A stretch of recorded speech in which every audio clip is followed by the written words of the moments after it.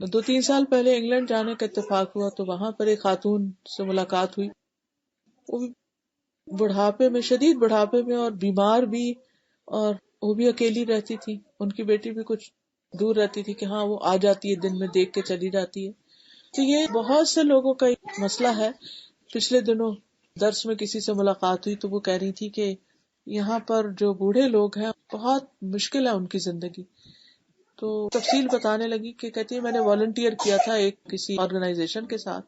تو وہ پہلے ہمیں ٹریننگ دیتے ہیں کہ ان کے پاس کیسے جانا ہے اور ان سے کیا باتیں کرنی ہے اور ان کے ساتھ کس طرح کی ڈیلنگ کرنی ہے. تو کہتے ہیں کہ جب وہ ہماری ڈیوٹی بھی لگتی ہے تو صرف 6 مہینے کا ٹائم ان کو ملتا ہے، کیونکہ کلائنٹس اتنے زیادہ ہیں، اتنے لوگ ہیں کہ جن کو اور کچھ نہیں، صرف کمپنی چاہیے تھوڑی دیر کہ کوئی روز ان کو وزٹ کر لے اور ان کا حال چال پوچھ لے اور یہ دیکھ لے کہ دوا کھائی ہے یا نہیں کھائی. کیونکہ وہ بعض اوقات ایک وقت میں ایک ڈوز کی بجائے 2 ڈوز لے لیتے ہیں کیونکہ ذہن کام نہیں کرتا. کبھی دوا کھانا ہی بھول جاتے ہیں، کبھی اور کچھ اس طرح کے ایشوز ہیں. یعنی میں تو اتنی ڈیٹیل بتا ہی نہیں سکتی کہ جو اتنی تکلیف دہ باتیں تھی کہ لوگ صرف کسی کی شکل دیکھنے اور کسی کے ساتھ تھوڑی دیر بیٹھ کے بات کرنے کے لیے بھی ترستے ہیں. اور ایسا نہیں کہ ان کے بچے نہیں ہوتے، بچے ہوتے ہیں لیکن وہ پرواہ نہیں کرتے. ایسی کبھی بھی تنہائی ہو انسان کو یا کبھی بھی ایسی کوئی کیفیت ہو تو پناہ اللہ کے ذکر میں ہے، اور اللہ تعالیٰ اسباب پیدا کرے گا، لوگوں کے دلوں میں محبت ڈالے گا. آپ کو ایسے لوگ بھی مل جائیں گے کہ جن کے ساتھ آپ کچھ دیر گزارے. کیونکہ انسان جو ہے نا ان سے، ہر انسان کو کمپنی چاہیے ہوتی ہے، اکیلا کوئی نہیں رہ سکتا. اکیلا رہنا جو ہے نا انسان کے لیے ایک عذاب کی قسم. اور ویسے بھی آپ دیکھیے کہ چاہے کسی سے کوئی ناراضگی نہ ہو، کوئی بھی ناراضگی نہ ہو، لیکن اگر کوئی کچھ دن منہ نہ دکھائے نا تو خواہ کی ناراضگی بننے لگتی. شیطان ایسے ایسے وسوسے دل میں ڈالنے لگتا ہے. تو کسی بھی قسم کی تنہائی، بعض اوقات لوگوں کے بیچ میں ہوتے ہوئے کچھ لوگ تنہا ہوتے ہیں، ایسے میں بھی حسبی اللہ لا الہ الا ہوا علیہ توکلت وہو رب العرش العظیم، ایسی کنٹینٹمنٹ اللہ آپ کو دے گا، ایسا اطمینان، ایسا سکون کہ آپ کا دل چاہے گا کہ میں اکیلے ہوں تو اللہ کا ذکر کروں، اکیلے ہوں تو اس کے لیے تمہیں اپنا کچھ پڑھوں، کچھ نماز پڑھوں. یعنی پھر آپ کی عبادت میں ایک حلاوت پیدا ہونے لگے گی. وہ تنہائی آپ اپنے رب کے ساتھ جب گزاریں گے تو اس میں ایک لذت پیدا ہو جائے گی، اس میں ایک خوشی پیدا ہو جائے گی. تو یہ جو لوگوں کا اعراض ہے اور لوگوں کی طرف سے جو توجہ کا نہ ہونا ہے، تو اس کا حل بھی یہی ہے، حسبی اللہ لا الہ الا ہوا علیہ توکلت وہو رب العرش العظیم. اسی طرح اگر کوئی چیز غم زدہ کرے، آپ دکھی ہوں، اس وقت بھی انسان اللہ ہی پر بھروسہ کرے. بعض اوقات ایسا ہوتا ہے کہ آپ بیٹھے ہیں، بعض گھروں میں یہ عادت ہوتی ہے، نبی صلی اللہ علیہ وسلم نے تو اس سے منع کیا کہ اگر 3 لوگ بیٹھے تو 2 سرگوشیاں نہ کریں، اشاروں سے آپس میں باتیں نہ کریں، چپ کے باتیں نہ کریں، کیونکہ یہ چیز دوسروں کو غمگین کرتی ہے. تو ایسے میں بھی انما النجوى من الشیطان لیحزن الذین آمنوا ولیس بضارهم شیئا الا باذن اللہ وعلی اللہ فلیتوکل المؤمنون. یہ سرگوشی تو شیطان ہی کی طرف سے ہے تاکہ وہ ان لوگوں کو غم میں مبتلا کرے جو ایمان لائے ہیں، حالانکہ وہ اللہ کے حکم کے بغیر انہیں ہرگز کوئی نقصان پہنچانے والے نہیں، اور اللہ ہی پر پس لازم ہے کہ اہل ایمان بھروسہ کریں. کئی دفعہ ایسا ہوتا ہے، یعنی یہ اگرچہ بڑے کانٹیکسٹ میں بات کی گئی ہے کہ مسلمانوں کو جب منافقوں سے خطرہ ہوتا تھا یا وہ آپس میں اس قسم کی باتیں کرتے تھے تو مسلمانوں کو پریشانی ہوتی تھی کہ یہ ہمارے خلاف کوئی سازشیں کرتے، وہ کرتے بھی تھے وہ راتوں کو جمع ہو کر. تو ایسی صورت میں کسی بھی لیول پر اگر یہ چیز انسان کو غمگین کرتی ہے کہ دوسرے لوگ مجھے اپنے مشورے میں شامل نہیں کرتے، میری بات کا جواب نہیں دیتے یا مجھے شریک نہیں کرتے اپنی گفتگو میں، یعنی وہی پھر بات دوبارہ آ جاتی ہے آئسولیشن کی اور تنہائی کی اور لیفٹ آؤٹ فیل کرنے کی، غمگین ہونے کی. تو ایسے میں بھی حسبی اللہ لا الہ الا ہوا علیہ توکلت وہو رب العرش العظیم. اسی طرح بعض اوقات انسان کو کچھ توہمات ہو جاتے ہیں یا انسان کو کسی چیز سے برا شگون لیتا ہے انسان کے اندر اس قسم کی چیزیں ہوتی ہیں. اگرچہ اسلام میں بدشگونی کوئی چیز نہیں ہے، اللہ کے اذن کے بغیر کوئی کسی کو نقصان نہیں دے سکتا، لیکن کبھی ایسی فیلنگ انسان کے اندر آ ہی جاتی. تو آپ نے فرمایا نبی صلی اللہ علیہ وسلم نے، جب تمہیں کسی کے بارے میں سوء ظن ہو جائے تو اس کی چھان بین نہ کرو. جب تم کسی سے حسد کرنے لگو، یعنی دل میں اگر ایسی کوئی بات آ جائے تو ظلم نہ کرو، اس کو نقصان پہنچانے کی کوشش نہ کرو. اور جب تمہیں اپنے کسی کام کے بارے میں بدشگونی ہو جائے تو اپنے کام کو جاری رکھو اور اللہ پر بھروسہ کرو. ہمارے معاشرے میں تو خیر طرح طرح کے توہمات ہیں، وہ کالی بلی رسہ کاٹ گئی یا اور چیزوں سے لوگ برا شگون لیتے ہیں. ایسی صورت میں جب کسی بھی چیز پر شیطان دل میں یہ ڈالے نا کہ اب یہ ہو گیا تو اب یہ تمہارا کام نہیں ہونا، اس نے نہ کر دیا اب تو یہ ہو ہی نہیں سکتا، تو کام کرتے چلے جائیں، کام نہیں روکیں. کبھی انسان کہتے ہیں اس کی نظر لگ گئی ہے، فلاں ہو گیا فلاں، کسی بھی چیز کی پرواہ نہیں کرے اور اللہ پر بھروسہ. اسی طرح جب کسی کی طرف سے یہ شک اور اندیشہ ہو کہ یہ نقصان دے گا، مجھے نقصان کا اندیشہ ہو، اس وقت بھی اللہ پر بھروسہ. کل لن یصیبنا الا ما کتب اللہ لنا هو مولانا وعلی اللہ فلیتوکل المؤمنون. ان سے کہو اگر ہمیں کوئی مصیبت آئے گی تو وہی آئے گی جو اللہ نے ہمارے مقدر میں رکھی، وہی ہمارا سرپرست ہے، اور مومنوں کو اللہ پر بھروسہ کرنا چاہیے. جب کوئی اذیت دے اس وقت بھی حسبی اللہ کہیں. سورۃ الاحزاب میں اللہ تعالیٰ فرماتے ہیں وَلَا تُطِعِ الْكَافِرِينَ وَالْمُنَافِقِينَ وَادَّعْ أَذَاهُمْ وَتَوَكَّلْ عَلَى اللَّهِ وَكَفَى بِاللَّهِ وَكِيلًا. کافر اور منافقوں کا کہنا مت مانیے، ان کی اظہار رسانی کی پرواہ نہ کیجیے اور اللہ پر بھروسہ کیجیے، اور اللہ ہی ہر چیز کا نگہبان. پھر اسی طرح اگر کوئی آپ پر الزام لگاتا ہے اس وقت بھی اللہ پر بھروسہ کریں کہ اللہ تعالیٰ ہی اس کا دفاع کرے گا. اصل میں یہ چھوٹی چھوٹی یہ ساری سچویشن کسی نہ کسی درجے پر ہماری زندگی میں پیش آتی ہیں ہمیں، لیکن اس وقت ہمیں یہ سمجھ نہیں آتی کہ اب کریں کیا، پریشان ہو کر بیٹھ جاتے ہیں. پھر اسی طرح بعض اوقات کسی کے ساتھ کوئی ڈیلنگ ہوتی ہے ہماری، جیسے کوئی بزنس ڈیل ہے یا ویسے کوئی کانٹریکٹ ہو رہا ہوتا ہے، کسی کو آپ رکھ رہے ہوتے ہیں، کسی کام کے لیے ہائر کر رہے ہوتے ہیں، اس وقت بھی انسان ڈبل مائنڈیڈ ہوتا ہے بعض اوقات کہ میں رکھوں کہ نہ رکھوں، پتہ نہیں یہ صحیح کام کرے گا کہ نہیں کرے گا. خاص طور پر اگر کوئی شخص یعنی آپ کی نگاہوں سے اوجھل ہے، کسی دوسرے ملک میں ہے جس کو آپ پوری طرح جانتے بھی نہیں ہیں. ایسے تمام موقعوں پر اور ایسے تمام معاملات میں بھی انسان اپنے آپ کو ٹینشن، پریشانی، غم، حزن سے بچانے کے لیے، بے فکر کرنے کے لیے اللہ پر بھروسہ کرے اور ان معاملات کو اللہ کے حوالے کرے. پھر اسی طرح فیوچر کے جو خوف ہیں، ذاتی ہو یا ویسے اجتماعی طور پر، جیسے دجال کا ڈر ہے. ویسے آج کل تو کم ہی کوئی ڈرتا ہے دجال سے، لیکن ہے ڈرنے کی چیز. نبی صلی اللہ علیہ وسلم نے اپنی امت کو خبردار کیا اور ہر نبی نے اپنی امت کو خبردار کیا. تو آپ صلی اللہ علیہ وسلم نے فرمایا کہ جب وہ یہ دعویٰ کرے گا کہ میں تمہارا رب ہوں، تو جو یہ کہہ دے کہ تو ہمارا رب نہیں، ہمارا رب تو اللہ ہے، ہم اسی پر توکل کرتے ہیں اور اسی کی طرف رجوع کرتے ہیں، اور ہم تیرے شر سے اللہ کی پناہ میں آتے ہیں، تو دجال اس شخص پر قابو نہیں پا سکے گا. وہ کیا کہے، لست ربنا لیکن ربنا اللہ علیہ توکلنا والیہ انبنا نعوذ باللہ من شرک. تو اس پر دجال کا کوئی بھی زور نہیں چلے گا، یعنی اس کا انکار کر کے پھر اللہ پہ بھروسہ کرے. دجال تو بہت ہی بڑا فتنہ ہے، لیکن اس کے علاوہ بھی جو چھوٹے چھوٹے فتنے ہیں، جب کسی کی طرف سے بھی آپ کو یہ خوف ہو کہ یہ آپ کو دبا جائے گا یا آپ کو نقصان پہنچائے گا یا آپ پر غالب آ جائے گا، تو ایسے موقع پر مثلا کوئی شخص کسی جاب پر ہے اور وہاں اس کا باس جو ہے وہ بائسڈ ہے، مطلب اسلامو فوبیا ہے اس کو، یا اور کوئی ایسا مسئلہ ہے کہ خواہ مخواہ آپ کے اوپر دھوس ڈالتا ہے کہ میں جاب سے نکال دوں گا یا ترقی نہیں ہو سکتی یا کسی بھی قسم کا.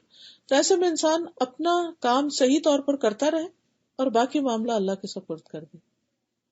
پچھلے دنوں کلاس میں کسی نے واقعہ شیئر کیا تھا اپنے ہسبینڈ کا کہ کس طرح ان کے ہسبینڈ کو ایک دن چونکہ نماز کے لیے وقت لیتے تھے تو اس کا باس جو تھا وہ خوش نہیں تھا، تو اس نے ایک دن دھمکی دی کہ اگر تم اس طرح کرو گے تو میں جاب سے نکال دوں گا. اگلے دن جب وہ آیا تو وہ شخص خود نکالا جا چکا تھا اور ان کی وہاں پروموشن ہو گئی.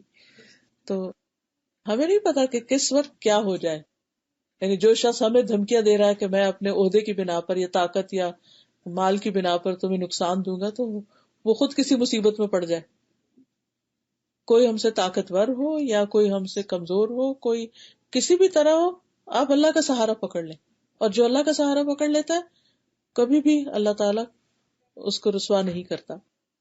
اسی طرح جب قیامت کا خوف آئے، موت کا، کل ہی میں ایسے مغرب کی شاید نماز پڑھ رہی تھی، ایک دم اس سے پہلے تھوڑی دیر پہلے میں نے پل صراط کی میں حدیث پڑھی تھی، تو اس میں جو ڈسکرپشن تھی کہ بال سے باریک اور تلوار سے تیز اور اندھیرا ہی اندھیرا اس پر، اور اکیلے، کہ 3 موقع ہوں گے جس میں کوئی کسی کے کام نہیں آئے گا. اچھا، وہ ایک عجیب نقشہ میرے سامنے بنا کہ رات ہے، تنہائی کی، بے شک لوگ ہیں لیکن کوئی کسی کو نہیں پوچھ رہا، اور اس کو پار کرنا ہے، اور جس کے عمل جتنے اچھے ہوں گے اتنی تیزی سے وہ پار کرے گا. تو میں نے کہا کوئی بھی میرے ساتھ نہیں ہوگا، کوئی بھی نہیں ہوگا، اور اس سے گزرنا بھی لازم ہے. یوں مجھے اتنا ریئل لگا جیسے ابھی کوئی چیز میرے سامنے آنے لگی اور مجھے اس پہ چڑھنا ہے. ایک دم میں رونے لگی. تو میں نے کہا یا اللہ، میں تو بہت ہی کمزور بندی ہوں، میں کیسے پار کروں گی، تو ہی سہارا. اسی طرح قبر کا اکثر خیال آتا ہے نا، سبھی کو آتا ہوگا. موت تو کسی وقت بھی آ سکتی. تو میں اکثر کبھی کسی سے پوچھتی رہتی اچھا یہاں قبریں کیسی ہوتی ہیں، مٹی کیسی ہے، کیونکہ اکثر لوگ کہتے ہیں کہ یہاں کی جو مٹی ہے وہ گیلی ہوتی ہے نا. کیونکہ میں جب برف بہت پڑی نا پچھلے دنوں، میں کہہ رہی تھی کہ قبرستان میں بھی پڑ گئی ہوگی نا اسی طرح، تو قبریں برف کے نیچے دبی ہوئی ہوں گی، اور وہ وہاں سے اٹھانی کس نے ہے، وہ تو سارا پانی اندر ہی جائے گا.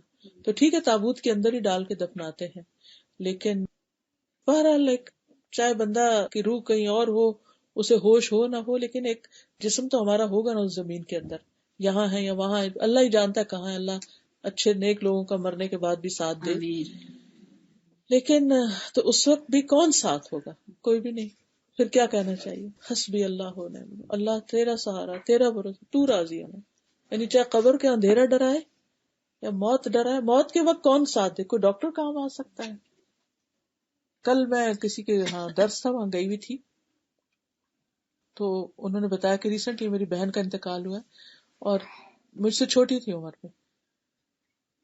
تو میں نے پوچھا کیا ہوا، تو ان کو تو کہنے لگی کہ شاید برین ٹیومر ہو گیا تھا، کینسر ہو گیا تھا. کیا کہتی کہ 1 سال ان کو لگا کہ آہستہ آہستہ آہستہ آہستہ ان کا جسم کا ایک ایک ایک ایک ایک ایک ایک اس نے کام کرنا چھوڑا، اور آخری وقت کے بھی کچھ چیزیں بتا رہی تھی. تو اتنا ڈر لگا کہ یا اللہ جان آسانی سے جلدی بس نکال لینا.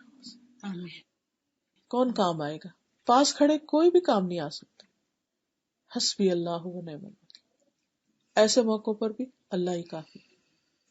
یعنی جہاں جو چیز بھی مشکل لگے، دنیا کی یا آخرت کی. نبی صلی اللہ علیہ وسلم نے فرمایا میں کیسے خوش رہ سکتا ہوں، ادھر سور پھونکنے والا فرشتہ اپنے منہ میں سور لے چکا ہے، اس نے اپنی پیشانی جھکا دی ہے، اپنا کان لگا دیا ہے، وہ دیکھ رہا ہے کہ کب اس کو حکم دیا جائے گا. تو مسلمانوں نے کہا اللہ کے رسول ہم اس وقت کیا کہیں؟ آپ نے فرمایا یہی کہو حسبنا اللہ و نعم الوکیل، علی اللہ توکلنا، اللہ ہمیں کافی ہے، بہترین کارساز ہے، اور ہم نے اسی پر بھروسہ کیا ہے. تو اچھا اس کا مطلب کیا ہے کہ رب ہمارے لیے کافی ہے اور اسی کے اوپر ہم بھروسہ کرتے ہیں؟ تو رب کی کفایت جو ہے وہ 2 طرح کی، ایک عام ہے ایک خاص ہے. عام کیا ہے؟ جیسے دنیا کے سارے معاملات میں اللہ سبحانہ تعالیٰ کا کافی ہونا، یعنی دین اور دنیا کی جتنی بھی پریشانیاں ہیں اور جتنی بھی چیزیں ہیں جس میں انسان خوف زدہ ہوتا ہے، فکر مند ہوتا ہے، تو ان سب کے معاملے میں نقصان سے بچنا اور فائدے کا حاصل ہونا، اس کا مالک اللہ کو سمجھے. یعنی ہر مشکل اور ایون ہر فائدے کی جگہ جو ہے اس میں یہی سمجھے کہ اگر یہاں سے فائدہ ہوگا تو یہ اللہ ہی دے گا، اور اگر یہاں سے نقصان ہے تو اس سے بچائے گا بھی اللہ. تو یہ کفایت عام ہوتی. یعنی اللہ سبحانہ تعالیٰ کا بندوں کو ان تمام چیزوں میں کفایت کرنا جو انہیں ان کے دین اور دنیا کے معاملے میں پریشان کریں، جیسے فائدے کا حصول اور نقصان کا دور ہونا. پھر ایک خاص کفایت ہوتی ہے، اور خاص کفایت جو اللہ کے متقی اور متوکل بندوں کو حاصل ہوتی، ٹھیک ہے، جس کے ساتھ اللہ ان کے دین اور دنیا کو درست کرتا ہے.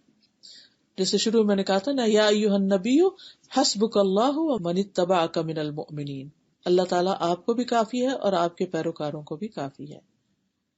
وہ کون سا ایسا خاص بندہ ہوتا ہے کہ جس سے رب کافی ہو جاتا ہے؟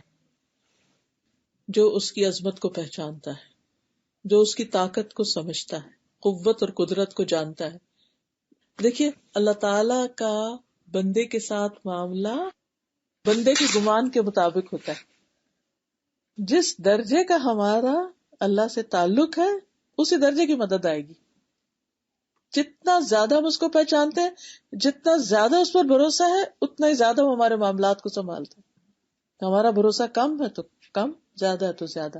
اچھا، اسی طرح یہ معاملہ جو ہے نا اللہ تعالیٰ کے ساتھ صرف دنیا میں نہیں ہے، وہ آخرت میں بھی. آپ کو پتا ہے کہ اللہ تعالیٰ کا دیدار مومنوں کو ہوگا، لیکن کیسے؟ سب کے لیے ایکول نہیں ہے وہ دیدار. ہر ایک کے درجے کے مطابق اس کو دیدار نصیب ہوگا. جو جتنا مقرب ہوگا، جو جتنا زیادہ نیک اعمال کرنے والا ہوگا، اس کے جو دیدار کی جو لذت ہے اور جو دیدار کا مقام ہے وہ اتنا ہی زیادہ. اس میں ایک چھوٹی سی مثال سے یوں سمجھے کہ جیسے دنیا میں آپ دیکھیں کہ جس کی جتنی مہنگی ٹکٹ ہوتی ہے نا، وہ اتنا آگے بیٹھتا ہے نا، فرنٹ رو میں. تو وہ جس طرح کسی بھی سین کو دیکھتا ہے وہ دوسرے تو نہیں دیکھ پاتے. تو ہر ایک کا معاملہ مختلف ہے رب کے ساتھ. ہم میں سے ہر ایک کے ایمان کا درجہ مختلف ہے، یقین کا درجہ مختلف ہے، توکل کا درجہ مختلف ہے. جو جتنی زیادہ اللہ کی قدر پہچانے اتنا ہی زیادہ اللہ کا معاملہ اس کے ساتھ بہتر ہوتا ہے. وہ بندہ جس کا مقصد دنیا میں اپنے رب کو راضی کرنا ہو. نبی صلی اللہ علیہ وسلم نے فرمایا اللہ تبارک و تعالیٰ اپنے بندے کو جو کچھ اس نے دے رکھا ہوتا ہے اس میں وہ اس کا امتحان لیتا ہے. ہمارے پاس جتنی بھی نعمتیں ہوتی ہیں ان میں ہمارا امتحان ہوتا ہے. سو جو شخص اللہ تعالیٰ کی تقسیم پر راضی ہو جائے اللہ اسے برکت اور وسعت دے دیتا ہے. جو راضی نہ ہو اسے برکت نہیں ملتی. آپ دیکھیے کہ اللہ کو راضی کرنے کا مطلب کیا ہے کہ ہر معاملے میں انسان یہ دیکھے کہ اس میں میرا رب کیا چاہتا ہے، یہاں مجھے اس خاص پوزیشن پہ کیا کرنا چاہیے، اب کیا کرنا چاہیے، اس سچویشن میں کیا کرنا چاہیے جس سے میرا رب مجھ سے راضی رہے. مثلا جب نبی صلی اللہ علیہ وسلم کے بیٹے ابراہیم کی وفات ہوئی تھی تو آپ کی آنکھوں میں آنسو تھے. تو صحابہ نے دیکھا کہ اللہ کے رسول آپ بھی روتے ہیں. کہاں، ہاں دل غمگین ہے، آنکھ آنسو بہاتی ہے، لیکن زبان سے ہم وہی کہیں گے جو رب کو راضی کرنے والا، رب کی ناراضگی کی بات نہیں کریں گے. تو جتنا زیادہ جو شخص رب کی رضا کی فکر کرتا ہے اتنا ہی زیادہ اس کا بھروسہ اللہ پر زیادہ ہوتا ہے اور اتنی ہی بڑی مدد اس کو آتی ہے. پھر اسی طرح جو بندہ جنت تک پہنچنے کے لیے اس دنیا کو جتنا حقیر سمجھتا ہے اتنا ہی زیادہ وہ اللہ کے قریب ہوتا ہے. آپ نے فرمایا نہ میں دنیا سے ہوں نہ دنیا مجھ سے ہے، یعنی میرا کوئی واسطہ نہیں اس سے. مجھے اور قیامت کو اس طرح بھیجا گیا ہے کہ ہم ایک دوسرے سے آگے بڑھنے کی کوشش کر رہے ہیں. تو خاص کفایت کے لیے اللہ کی اطاعت گزاری ضروری ہے، اللہ کی رضا حاصل کرنا ضروری ہے. بڑی سے بڑی مشکل میں پر امید رہنا ضروری ہے، مایوس نہیں ہونا چاہیے. پھر اللہ کی مدد آتی ہے، پورا یقین ہو. نبی صلی اللہ علیہ وسلم نے فرمایا جو مسلمان اپنا چہرہ اللہ عز و جل کے سامنے گاڑ کر کسی چیز کا سوال کرتا ہے، جیسے شروع میں نے کہا نا کہ ہمیں تو دعا مانگنا بھی نہیں آتا، پوری طرح اللہ کی طرف متوجہ ہو کر سوال کرتا ہے، اللہ اسے وہ چیز ضرور عطا کرتا ہے، خواہ جلدی کرے یا اسے اس کے لیے ذخیرہ کر لے. پھر اسی طرح ابن عمر کہتے ہیں کہ رسول اللہ صلی اللہ علیہ وسلم فرمایا کہ لقمان حکیم کہا کرتے تھے جب کوئی چیز اللہ کی حفاظت میں دے دی جائے تو وہ اس کی حفاظت کرتا ہے، یعنی اپنے امور، اپنے اموال، اپنی اولاد، ہر چیز کو اللہ کی حفاظت میں دے دیں. مجاہد کہتے ہیں کہ میں اور ایک آدمی عراق کے لیے نکلے، وہاں جانے کے لیے. تو عبداللہ بن عمر نے ہمیں رخصت کرتے ہوئے کہا، ہمارے ساتھ ساتھ چلتے رہے، کہا کہ میرے پاس تمہیں دینے کے لیے کچھ نہیں، لیکن میں رسول اللہ صلی اللہ علیہ وسلم کی ایک بات تمہیں سناتا ہوں کہ جب کسی چیز کو اللہ کے سپرد کیا جاتا ہے تو وہ اس کی حفاظت کرتا ہے. میں تم دونوں کے دین، امانت اور عمل کے خاتمے کو اللہ کے سپرد کرتا ہوں. اسی لیے ہم مسافر کو کیا دعا دیتے ہیں؟ استودعکم اللہ الذی لا تضیع ودائعہ. وہ تو پیچھے چھوڑنے والے کو کہتے ہیں، دوسرے کو کہتے ہیں نا کہ استودع اللہ دینک و امانتک و خواتیم عملک.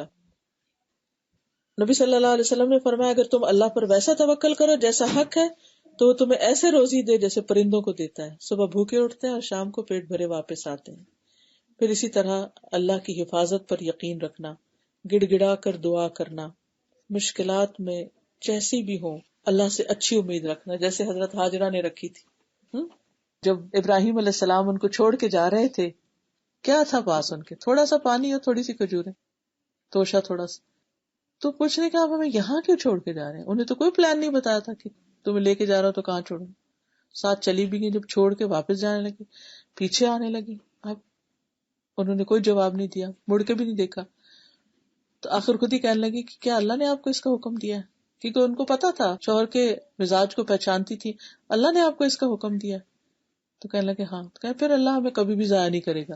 سبحان اللہ، آپ دیکھیے جس عورت کے پاس نہ کھانا ہے نہ پینا، کچھ نہیں ہے، چھوٹا سا بچہ ساتھ ہے، ٹھکانا بھی نہیں، سر پہ سورج نکلے تو کوئی درخت بھی نہیں ہے وہاں پر، رات کو خالی زمین ہے اور وہ ہے کوئی تکیہ سرانا بھی نہیں ہے، کچھ بھی نہیں، اور وہ کہتی ہے اللہ ہمیں ضائع نہیں کرے گا۔ یہ کون کہہ سکتا ہے سوائے اس کے کہ جس کو اللہ کی ذات پر پورا بھروسہ ہو؟ یعنی ان سے کم سامان زندگی کسی کے پاس ہوگا؟ کچھ ہے ہی نہیں کہ اللہ ہمیں ہرگز ضائع نہیں کرے گا۔ یہ اس کو یقین کہتے ہیں، اس کو توکل کہتے ہیں، اس کو اعتماد کہتے ہیں۔ اور پھر اسی طرح ہم دیکھتے ہیں کہ نبی صلی اللہ علیہ وسلم فرمایا اللہ ام اسماعیل پر رحم کرے، اگر زمزم کو انہوں نے یوں ہی چھوڑ دیا ہوتا یا چلو سے مشکیزے کو نہ بھرا ہوتا تو زمزم بہتے چشمے کی صورت میں ہوتا۔ پھر حضرت حاجرہ نے خود بھی وہ پانی پیا اور اپنے بیٹے کو پلایا، لمبی حدیث ہے، اس کا ایک حصہ ہے۔ اس کے بعد ان سے فرشتے نے کہا کہ اپنے ضائع ہونے کا خوف ہرگز نہ کرنا، کیونکہ یہی اللہ کا گھر ہوگا جسے یہ بچہ اور اس کا باپ تعمیر کریں گے۔ اللہ اپنے بندوں کو ضائع نہیں کرتا، ڈرنا نہیں، کہ دل میں ڈالا فرشتے نے۔ یہ بخاری کی روایت ہے۔ تو ان الذین قالوا ربنا اللہ ثم استقاموا تتنزل علیہم الملائکۃ الا تخافوا ولا تحزنوا وابشروا بالجنۃ التي كنتم توعدون نحن اولیاؤکم فی الحیاۃ الدنیا وفی الآخرہ ولکم فیہا ما تشتہی انفسکم ولکم فیہا ما تدعون۔ اللہ پر بھروسہ کرو۔ ہاں اگر مشکل آ جائے تو نماز کے ذریعے صبر کے ساتھ اللہ پر توکل کرو۔ حضرت سارہ جو حضرت ابراہیم کی دوسری بیوی، جب ابراہیم علیہ السلام اپنے ملک سے لے کر ان کو نکلے تو ایجپٹ کی طرف گئے۔ اب اپنا ملک تو چھوڑ دیا تھا، کہیں اور ٹھکانہ بنانا تھا، تو وہاں کا جو بادشاہ تھا وہ بڑا ظالم تھا، جب بھی کسی نوجوان لڑکی کو دیکھتا، کسی مسافر کی ہوتی تو اس کو چھین لیتا۔ تو سارہ ساتھ تھی، تو انہوں نے ابراہیم علیہ السلام کو کہا کہ سارہ کو مجھے دے دو۔ وہ کیا کرتے کیا نہ کرتے، تو اس میں اجنبی تھے اس ملک میں، انہوں نے حضرت سارہ کو دے دیا۔ حضرت سارہ جو تھی، جب وہ بادشاہ ان کے پاس آیا برا کام کرنے کے لیے تو انہوں نے وضو کیا، نماز پڑھنے کھڑی ہو گئی، کہنے لگی اے اللہ اگر میں تجھ پر اور تیرے رسول پر ایمان رکھتی ہوں، رسول تو ابراہیم ہی تھے، تو مجھ پہ اس کافر کو مسلط نہ کرنا۔ تو کہتے کہ وہ بادشاہ کا سانس جو تھا وہ گلے میں پھنس گیا اور وہ گر کے ایڑیاں رگڑنے لگا، ہاتھ نہیں لگا سکا۔ تو ایک اور روایت میں نے پڑھا تھا کہ وہ اس کا ہاتھ ہی جم گیا، آگے بڑھ ہی نہیں سکا۔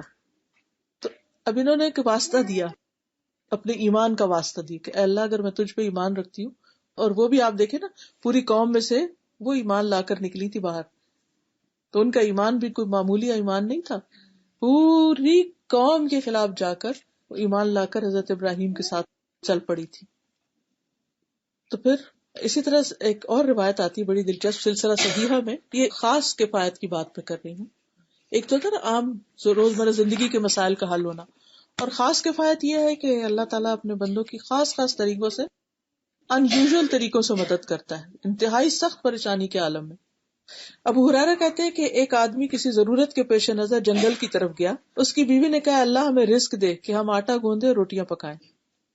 جب وہ آدمی واپس آیا ہوا تو وہ جنگل میں گیا ہوا تھا کچھ ڈھونڈنے کرنے، تو دیکھا کہ آٹا بھی ہے اور گوشت بھی ہے، پسلیوں کا بھونا ہوا گوشت، ربز، اور چکی بھی ہے، غلہ پیس رہی ہے۔ میں نے کہا یہ کہاں سے آیا؟ تو اس کی بیوی نے کہا یہ اللہ کا عطا کردہ رزق ہے۔ جب اس شخص نے اس ارد گرد سے چکی صاف کی تو وہ رک گئی۔ آپ نے فرمایا اگر وہ اسی حال پہ چھوڑ دیتا، اسے صاف نہ کرتا، تو وہ قیامت تک گھومتی رہتی اور آٹا پیستی رہتی۔ بس سلسلہ صحیحہ کی حدیث ہے۔ تو ایسا بھی ہوتا ہے کہ بعضوں کے سارے سہارے کٹ جاتے ہیں، انسان کہتا ہے یا اللہ تو دے، تیرے لیے کچھ کمی نہیں، تو یہاں بھی دے سکتا ہے، جنگل میں بھی دے سکتا ہے، جہاں زمزم نکل آیا تھا تو یہ بھی تو ہو سکتا ہے. اسی طرح ایک اور عورت کا قصہ بھی آتا ہے جس میں آتا ہے کہ وہ مدینہ میں اس کا گھر تھا اور اس کے پاس 12 بکریاں تھی اور اس کا کاتنے کا ایک تکلا تھا، وہ نہیں ہوتا سوت کاتے ہیں جس سے. تو ہوا یہ کہ مسلمانوں کا ایک فوجی دستہ جا رہا تھا، تو وہ اللہ کے سہارے چیزیں چھوڑ کے تو خود ساتھ چلے گی کہ میں ان کی خدمت کروں گی، کھانا وانا پکاؤں گی اور کام کی. واپس آئی تو ایک بکری کم تھی اور تکلا بھی نہیں تھا. کہنے لگی کہ اللہ تو نے وعدہ کیا ہے کہ جو تیرے راستے میں نکلے گا اس کی چیزوں کی تو حفاظت کرے گا، تو میری بکری اور تکلا گم ہو گیا. اب میں تجھے قسم کے ساتھ واسطہ دیتی ہوں اور تجھ سے اپنی بکری طلب کرتی ہوں. اور اتنی شدت کے ساتھ وہ دعا مانگنے لگی تو نبی صلی اللہ علیہ وسلم اس کی شدت کا اظہار کر رہے تھے. تو رسول اللہ صلی اللہ علیہ وسلم نے فرمایا کہ اس کی بکری کے ساتھ ایک اور بکری اور اس کا تکلا اور اس کے ساتھ ایک اور تکلا اسے مل گیا. پورے یقین کہ اللہ میں نے تیرے بھروسے پہ چھوڑا تھا اور تو ہی کرنے والا، تیرا وعدہ ان تنصر اللہ ینصرکم، یہ کیسے ہو سکتا تو میری مدد نہ کرے، تو نہیں میری مدد کر. یعنی سچے ہو کر اس کے ساتھ دعا کریں نا کہ اللہ کوئی بھی نہیں ہے، آپ نہیں کرنا ہے، بس مجھے نہیں پتا آپ نے کرنا ہے، آپ کریں. جب انسان کہنے کسی اور نے نہیں کرنا تو نہیں کرنا، یہ نہیں کہ دل میں ہاں وہ بھی کر دے گا وہ بھی کرنا، نہ کسی نے نہیں کرنا تو نہیں کرنا ہے، تو اللہ تعالیٰ کرتا ہے. اور اس میں ایک اور صحیح بخاری کی بڑی دلچسپ ہے طویل روایت، لیکن وہ بنی اسرائیل کا وہ شخص تھا نا جس نے کسی سے 1000 دینار مانگے اور کہا ایک گواہ لاؤ، تو اس نے کہا کہ اور اللہ ہی کافی ہے گواہ. تو بہرحال اس نے کہا اچھا اگر اللہ ہی ضامن ہے تو تم سچ ہی کہتے ہو. تو اس کو وہ دے کے اس نے قرضہ دے دیا. اجنبی شخص تھا، وہ لے گیا، وہ دریا کے سفر پر روانہ ہوا اور جب وقت مقرر آیا تو پیسے لوٹانے کے لیے اس کو کوئی سواری نہیں مل رہی تھی کہ وہ آئے.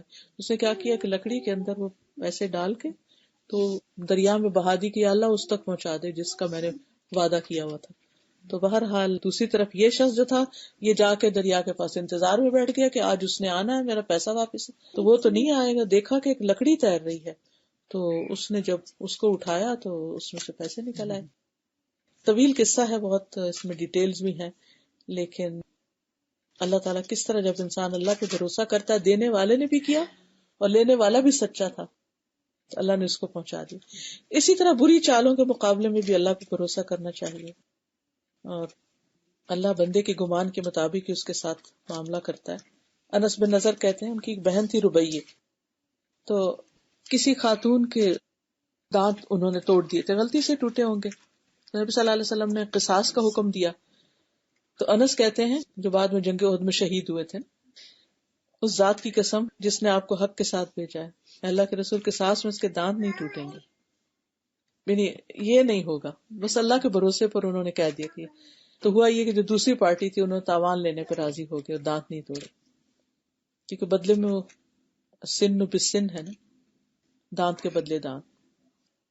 اسی طرح اگر کوئی الزام لگائے تو اس کے مقابلے میں بھی اللہ سے مدد مانگنا. حضرت یعقوب علیہ السلام نے کس طرح واللہ المستعان علی ما تصفون کہا. حضرت عائشہ رضی اللہ تعالی عنہا نے بھی حضرت یعقوب کو یاد کر کے اللہ کے سپرد اپنا معاملہ کیا کیونکہ کوئی بھی ان کی مدد کرنے کو تیار نہیں تھا. اسی طرح ایوب علیہ السلام نے بیماری میں صرف اللہ ہی کو پکارا، انی مسنی الضر وانت ارحم الراحمین. تو جتنی بھی مشکلات ہو انسان کی زندگی میں، ان سب میں انسان کو اللہ ہی کی طرف رغبت کرنی چاہیے اور اسی سے امید رکھنی چاہیے. اور نبی صلی اللہ علیہ وسلم کی زندگی میں بھی ہم دیکھتے ہیں کہ حضرت فاطمہ ان کے پاس آئیں کہ میں تھک جاتی ہوں کام کر کے تو مجھے آپ غلام دے دیں. جب وہ مطالبہ لے کر آئی ہو، آپ نہیں تھے لیکن میسج پہنچا آپ کو، تو آپ نے ان کو اللہ سے جوڑا کہ یہ تسبیحات کیا کرو تمہاری تھکاوٹ اتر جائے گی. نبی صلی اللہ علیہ وسلم نے فرمایا جسے انتہائی شدید ضرورت آ پڑے اور اس نے اسے لوگوں پہ پیش کیا تو وہ حاجت نہیں پوری ہوگی، اور جس نے اللہ پہ پیش کیا اللہ ان قریب اس کو بے پرواہ کر دے گا. یا تو جلد ہی موت آ جائے گی، دنیا کے بکھیڑوں سے جان چھوٹ جائے گی، یا جلد ہی غنی ہو جائے گا، کسی کی ضرورت نہیں رہے گی. تو بہرحال اختتام پر یہ بات کرنا چاہوں گی کہ جو شخص اللہ کو اپنے لیے کافی سمجھتا ہے، اللہ تعالیٰ اس کے سارے کاموں کا ذمہ لے لیتا ہے، دنیا کے کاموں میں بھی اور آخرت کے کاموں میں بھی. دشمنوں کے معاملات میں بھی اللہ تعالیٰ اس کو کافی ہو جاتا ہے جو اس کے مخالف ہوتے ہیں. مخلوق کا محتاج نہیں کرتا، دل سے تنگی نکال دیتا. جب انسان اللہ پہ توکل کرتا ہے نا دل وسیع ہو جاتا ہے، بے فکر ہو جاتا ہے. کتنی خوبصورت بات ہے نا کہ انسان یہ کہے کہ میں اللہ کی حفاظت میں ہوں، میں نے یہ سب کچھ اللہ کی حفاظت میں دے دیا. پھر اسی طرح یہ اطمینان اور یہ خوشی کہ اللہ تعالیٰ مجھے بے یار و مددگار نہیں چھوڑے گا، انسان کو ہر طرح کے خوف سے محفوظ رکھتا ہے، بندوں کی محتاجی سے محفوظ رکھتا ہے، اور آخرت میں اللہ تعالیٰ جنت اور اپنے دیدار سے نوازے گا ایسے بندے کو. کیونکہ وَلَأَجْرُ الْآخِرَةِ أَكْبَرُ لَوْ كَانُوا يَعْلَمُونَ الَّذِينَ صَبَرُوا وَعَلَىٰ رَبِّهِمْ يَتَوَكَّلُونَ. آخرت کا اجر بہت بڑا ہے، کاش وہ جانتے ہوتے، ان کے لیے جنہوں نے صبر کیا اور اپنے رب پر بھروسہ کرتے ہیں. فَمَا أُوتِيتُم مِّن شَيْءٍ فَمَتَاعُ الْحَيَاةِ الدُّنْيَا وَمَا عِندَ اللَّهِ خَيْرٌ وَأَبْقَىٰ لِلَّذِينَ آمَنُوا وَعَلَىٰ رَبِّهِمْ يَتَوَكَّلُونَ. ایسے لوگوں کے لیے جنت ہے، بغیر حساب جنت میں داخلہ ہے. امت کے 70,000 لوگ بغیر حساب کے جنت میں جائیں گے جو اپنے رب پر بھروسہ کرتے ہیں. دعاؤں میں حسبنا اللہ و نعم الوکیل، حسبی اللہ لا الہ الا هو علیہ توکلت وہو رب العرش العظیم. رات کو سوتے وقت دعا اللہم لک اسلمت وبک آمنت وعلیک توکلت والیک انبت وبک خاصمت اللہم انی اعوذ بعزتک لا الہ الا انت ان تضلنی انت الحی الذی لا يموت والجن والانس یموتون. اللہم لک اسلمت وبک آمنت وعلیک توکلت والیک انبت وبک خاصمت والیک حاکمت فاغفر لی ما قدمت وما اخرت وما اسررت وما اعلنت انت الہی لا الہ الا انت. سبحانک اللہم وبحمدک اشہد ان لا الہ الا انت استغفرک واتوب الیک. السلام علیکم ورحمۃ اللہ وبرکاتہ.